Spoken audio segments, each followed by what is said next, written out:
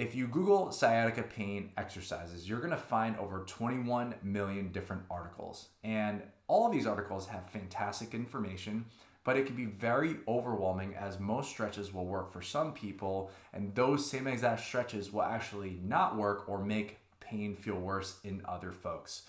And another confusing part of all this is the fact that some people might actually truly need stretching, but some other people really would benefit more so from strengthening or a movement re-education. And another piece to actually make things more challenging is the fact that if you go with a practitioner, you might either get someone who's going to make you completely reliant on them, not providing you enough self-treatment, or giving you so many interventions that it gets very, very hard to keep track of what's helping and what's working, and it's going to ultimately make it hard for you to replicate on a daily basis. But the reality is that it doesn't have to be this way.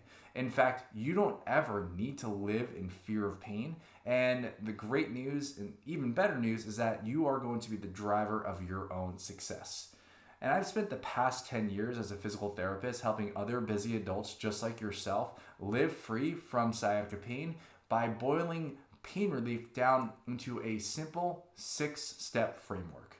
This is something that I implement actually with the people that I work individually, but then also this is a framework that I actually implement into my sciatica protocol, which is a program that I've designed to help even more people outside of my one-to-one sessions. And if you follow this framework, you're actually going to notice huge improvements in your pain so you can go back into living your life. But before getting started, we need to rule out any sort of medical red flags.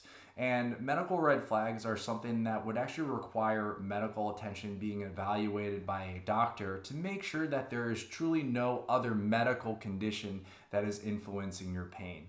And medical red flags will actually include muscle weakness, unexplained muscle weakness, complete loss of sensation in an extremity, whether it be an arm or a leg, saddle anesthesia, which is actually going to be numbness in your pelvic region, experiencing fever, sweats, or chills, nausea, vomiting, and even changes in your bowel or your bladder function.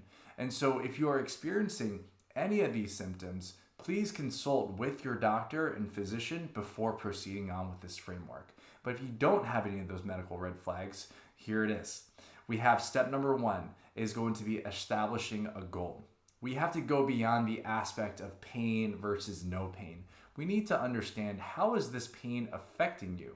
Do you want to walk around without pain? Do you want to pick up your child without pain? Do you want to sleep without pain? Establishing these goals is crucial to ensure that a plan is going to be in place that is going to be focusing on you. Number 2, we have to establish a baseline. You'll never know where you're going unless you establish where you're at and where you're starting. Is the pain occurring at rest, or is it occurring at movement? How intense is your pain? How long are you able to sit or do activities before your pain starts to come on or intensify? Number 3, we have to identify what activities, positions, stretches, or exercises actually make you feel better. And the simple answer for that is that once you find those that make you feel better, you should do more of them. This is the human body saying that it craves movement. And so consider the analogy that motion is lotion. And if you can do more activities that make you feel good, the pain will actually start to change. It'll actually start to improve. And so from there, we have number 4, which is going to be identifying the activities, positions, stretches, or exercises that make your pain worse. The key is doing less of them or modifying the activity so it doesn't hurt as much. And your body is already going through so many changes right now, and to do activities that hurt can actually delay the healing process. And it's also important to identify the differences between the things that actually make you feel worse and the activities and things that make you feel better. Before we take a dive into the next couple of steps of the framework, it is important for us to identify what does better and what does feeling worse truly mean. And so here are the qualities that can help you understand if you're making progress towards recovery, aka if you're feeling better. If your pain intensity reduces, what that truly means is that if we're looking at a scale 0 to 10, with 10 being the most pain and 0 being no pain, we are looking at making sure that our intensity gets closer to 0. Another area is the size of your pain, the actual general area of your pain, is that reducing in total size?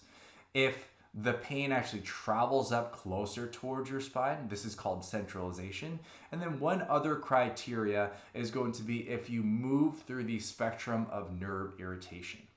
And so the spectrum of nerve irritation, we're going to talk about like the most irritated nerve, which is going to be experiencing complete numbness and weakness. And we're looking at to light touch and deep pressure. And as the nerve starts to heal a little bit better, we can transition to more kind of like pins and needles sensations. That's when we're getting a little bit more nerve healing. And then we can transition into more of like a burning sensation. I know that this might not be the most pleasant, but as long as we're moving along these lines, you're heading in the right direction. And then that burning transitions to a sharp shooting pain, to a deep ache, to a possible soreness and achiness, ultimately to a heaviness, and then last but not least, a normal feeling of sensation with no pain whatsoever. And then if those are the qualities of identifying what makes you feel better, how can we tell if we're feeling worse? And so if your pain intensity gets closer to a 10, if the area of pain actually increases in size, if the pain travels down and away from your spine, aka down your leg, we call that peripheralization. And if you move in the opposite direction of the nerve irritation spectrum. Now we established what the definition of better and worse are. It's time to move on to the 5th step of the framework, which is going to be taking note of your behaviors. And what does that truly mean? Outside of your exercises or your stretching sessions, observe and see what you're doing throughout the day that can be a contributor to your pain or your pain relief. Do you stand with one hip shifted out? Do you carry your children on one hip more often than the other? Do you try to stand up super tall? Are you consistently gripping or flexing your abs? The question that we have to ask throughout all this, if we're looking at daily behaviors, is what if you change these positions throughout the day? You might actually notice a huge difference in regards to how you feel because we are trying to modify our behaviors throughout the day. And then the last step of the framework is going to be go back to living your life. Pain can be a huge obstacle, and the human body is amazing. Childbirth itself is a huge miracle, and you don't need to let pain to get in the way from you, preventing you from being the parent and the adult you want to be. So there you have it. It's a simple 6-step framework that you can follow to start feeling improvements. And if you have any questions on how to implement this framework into your day, you can go ahead and comment below or shoot us an email at info@ifixyoursciatica.com or check out our website, ifixyoursciatica.com, and we'd be happy to help you.